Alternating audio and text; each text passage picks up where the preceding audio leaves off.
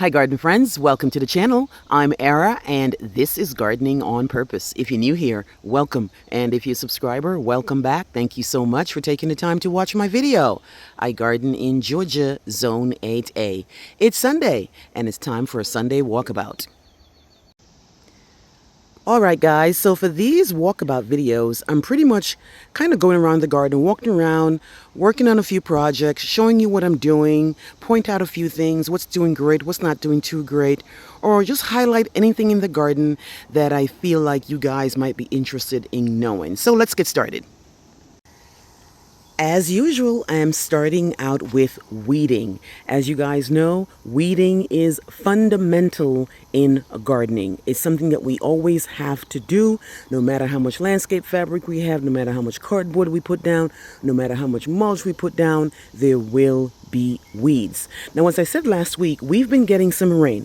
Not a lot of rain, but we've been getting rain every day, enough where the weeds are happy. And I pulled some weeds out of this bed already, but as you can see, they are still coming up. So every time it rains, I'm happy because these guys are getting water with rainwater. But of course, so are the weeds.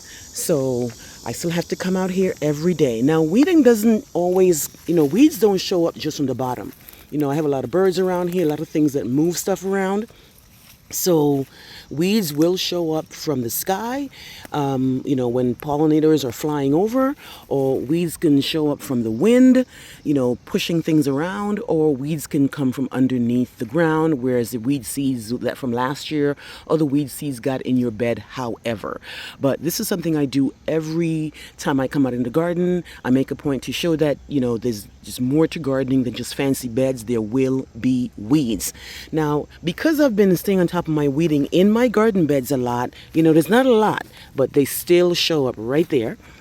And then sometimes I see different types of weeds, but I really don't know weed names, so I just pull them. Once I know they don't belong in here, I just pull them out. So that's something I always do in the garden every Sunday. Next up, the sunflower plants that I have are doing great. I had planted a bunch of seeds in in a 3-inch pot, and a lot of them didn't actually germinate, but these two, they did really well. I started them in the 3-inch pot, and then I took them out once they had 3 leaves, and ever since I put them in the ground, they took off. And especially when we got really hot, it's like they really like the heat. I don't know the name of this one offhand, but when I remember, I will put it on the screen. This guy here, I bought it as a packet. I believe I bought it from Home Depot or Lowe's. It has a yellow and red color, and this guy here is budded up, so I should be getting a sunflower pretty soon. I'm really excited about them. I really like sunflower, but I never took the time to plant them. I don't really know why. And I used to actually buy sunflower plants, and I find them to be expensive when they do sell them, but I'm just going to stick with the seeds from now on. So here's one right there, and then here's another guy here, and they're both looking great. Foliage looks great, nothing really biting on them or anything. So I'll definitely keep you updated as to how this does, and especially when it flowers. On an exciting note, here's a watermelon. I came out today and there he was. Now, I am late on the summer garden, as you guys know, but I'm beginning to see fruiting. I'm very happy to report. Now, these watermelon that I planted, these were all from seed, and they are looking great. I also saw a little baby cucumber. Now, even though I plant watermelon, I do taste it, but I don't really love watermelon. So I'm really planting this guy here for my family because they do love watermelon. Now, this is the perfect time to give this guy some more food, because once they start fruit, then you know that they're going to be taking a lot of energy. They need a lot of food to be able to give us watermelon. So I'm very happy to report this guy here is probably only 1.25 inches wide. Still has a long way to go, but a win is a win. Now also, we have some little baby cucumbers. I absolutely love cucumbers. I can slice cucumbers up, add a little salt and vinegar, and enjoy those. And those do really, really well in my yard. Again, I just have to fertilize this some more, because the more fruit they produce, the more work they're going to be putting into it, and they're going to need some help. So you can see it right there. Otherwise, guys, everybody's looking great in the edible garden. This is around the time that daylilies begin to look kind of rough, but they are one of the easiest plants to clean up once they start looking kind of weary. Now, I have a lot of reblooming daylilies in my yard, so my daylilies can go all the way down to late August. But this particular one here, it is pretty much bloomed out.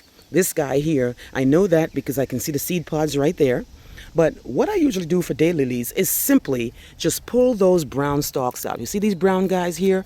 They should be able to just pull out once you put a firm grip on it and pull it out, just like that, right? Here's another brown guy right here. Should be able to pull it. All right, here's another guy here. You should be able to pull it. If it's all the way brown, now this one is kind of green. At the bottom, I can already see the green, so it's not coming out as easy. But you get the idea, guys. Here's another one here that looks like it's going to be all the way brown. This guy here, it should come all the way out if you pull it. Now, what I also do with my daylilies, once I know they're done blooming and I see the seed pods definitely give it away that the plant is done doing what it's going to do, then I cut it back. I actually just chop it down to 6 inches. And my daylilies actually stay green. Even though I cut it back, and in the winter, in December, January, February, they will still stay green, but they won't do anything. They'll just have a nice bushy green. So, but what I usually do, again, I come in here and I just pull that brown guy out. Here's another brown guy here, right? Should come out pretty easy. Just pull it out and cut it back. Here are the seed pods for the daylilies right there. Once you see those seed pods, you know the plant is pretty much done. Now, I could have cut that back earlier to get another round, but I had so much going on in the garden, guys. I couldn't keep up. And you guys know I have a lot of plants, and if you don't take the time to do some cutback, sometimes the plant will just get worn out and just be done, and put the seed pods on, and that will be that for the season. But they have done absolutely amazing in my yard. One of my favorite plants, one of the toughest plants, the easiest plants to transplant. So if you don't have daylilies, get you some re-blooming daylilies. Here's an update on those clearance plants. You might have seen a video last week where I put it up showing you how I cut clearance plants back, or how I take care of them after I bring them home. And it's only been a couple of days since I did that video, and I'm already seeing an improvement. Remember that Russian sage? Look at all that new growth on it now. Look at the 3 nepidas. Not only did I cut this guy back to 6 inches, I am already seeing new blooms on it. Remember the penstemon? This guy here, the cutback, he loved the cutback because look at you can actually see new blooms. There were 2 veronicas here. Not much going on that guy there, but I can already see new stuff right there. See new stuff right there and new stuff right there. So they are loving the cutback. But the one guy that seems to love the cutback the most was the hydrangea. This guy here, is limelight, and I had cut this all the way back. Remember, I showed you how I cut it back, and look at all that new growth, guys. This could have been $29, but I got it for half off on clearance at my Lowe's. You guys know how expensive the limelight and all the other types of panicle hydrangeas can be. This is a 2-gallon for $15 that looked rough, really, really, really rough. I cut it back. I systematically went around and then cut it and cut it and cut it. And then this is what it's looking like literally in less than a week of pruning. You guys remembered when that tree fell in my yard? It also destroyed one of my nice Allen and Roth pots. And I actually never got around to fixing this or replacing this. I did buy a new pot, but I just didn't get around to moving the plants out of there because they've just been fine. Now, other than this guy here, this is the delphinium. And that's pretty much done because delphinium doesn't really bloom that long for me. And this one, he got really badly damaged. So I don't know if that's why he looks so rough and he never really recovered. But the purslane and the petunias, they were just like, weren't bothered too much by anything. So long as they have soil under them, they've been blooming. I really, really like purslane. It's an annual for me. It does reseed. It closes at night. It opens in the daytime, and it looks absolutely amazing. But I'm going to have to take this out sooner or later. But the pot, this is what the pot looks like, guys. Really, really well. I mean, the tree fell flush on it and pretty much busted it up. You guys remember I had bought a bunch of plants on Proven Winners Direct? These were plants that I just can't find anywhere in my stores. I've been looking for at least over 2 years trying to find these plants, and I just can't find them. So I broke and I bought a bunch of plants online. They were only in a quart, and they were a whole $16.98. So I had showed you when they came. They were looking kind of rough, and they were small. They were only in a quart, but I can actually say that they're doing great now. So here is the Sweet Spire. This one is the Fizzy Mizzy, and it has doubled in size. Remember, when the Clethra came, the Clethra was looking rough. Out of all 3 plants that I had bought, 3 types of plants that I bought, the Clethra was looking rough, guys. Because I was like, why is the leaves brown or black? And I thought, okay, maybe Clethra doesn't do well in shipping. But I pulled off a lot of the things that were brown or black, and ever since I did that, new foliage has come up, guys. Look at all this nice green, light green, guys. That means it's new. Because I was worried about Clethra, because I was saying, if this plant doesn't do well, I was going to return it. And you guys know I do not return plants ever at all. If a plant doesn't make it, that's fine. It's not a big deal. I'm not going to go wrap the plant up and call and complain and return. I don't do that, right? But this time I was going to do it. If that Clethra didn't, especially if I'm only buying a quart for $16, you better believe that I was going to return it. But guess what? It is actually doing great. Here is the Sugar Shack button bush. This guy is doubled in size.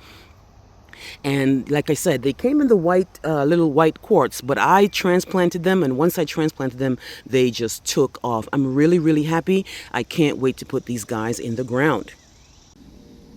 All right, guys, so here we have some more cardboard. I'm always in need of cardboard in the garden.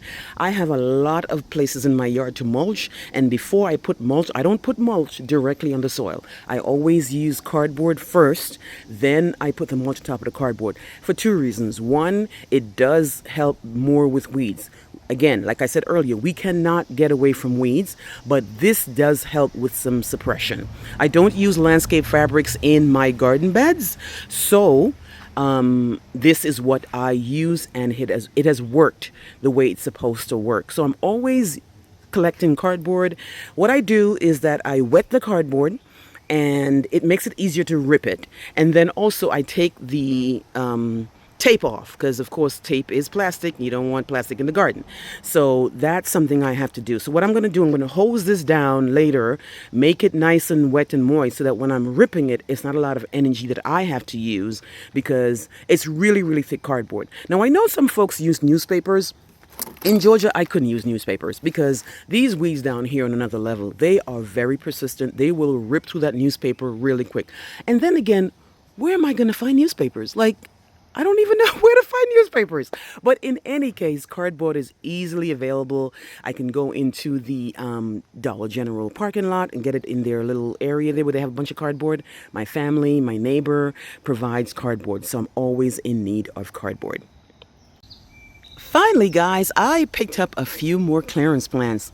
Went to Lowe's the other day with the hopes of doing a new plant inventory for July, but they really didn't have too much there, so I ended up didn't do that video. But of course, you know, I went to the clearance rack and they had a few things. There were 2 particular plants that I definitely wanted to show you, so stay tuned for that clearance video to show you exactly what I picked up. Let me know what you think, guys. Let me know how your garden is doing. Here we are in the middle of July. It's been hot, hot, hot. We've been getting spot rain, so we definitely appreciate it as gardeners. But let me know what you think. Please like, please share, and please subscribe. Remember to hit that notification bell so you can be alerted on all my new videos. I'll see you on the next one. Bye-bye.